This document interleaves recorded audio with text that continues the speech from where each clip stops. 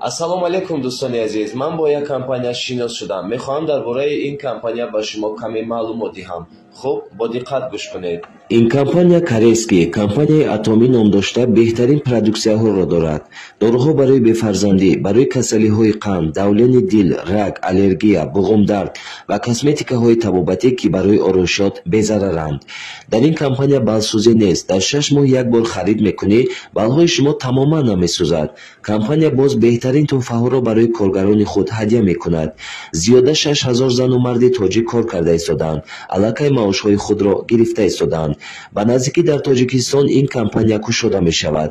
аввалин званияш мастери продаж буда 100 000 маош дорад ва аз ҷониби компания 50 000 дигар тӯҳфаи пулӣ дорад. ин ширкат дар ҷаҳон номи беҳтарин продуксияро гирифтааст ва дар ҷаҳон серхаридтарин продуксияро дорад.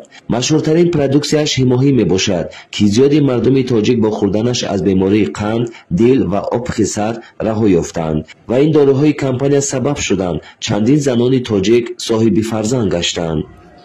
дӯстони азиз, мехоҳед бо компанияи атомӣ ҳамкорӣ кунед? пас рақами телефоне ки рӯи экрани шумо мегузорам, марҳамат дар ватсапи ин хоҳараки азиз бинависед, бо ӯ ҳамкорӣ кунеду маоши хубро ба даст биёред.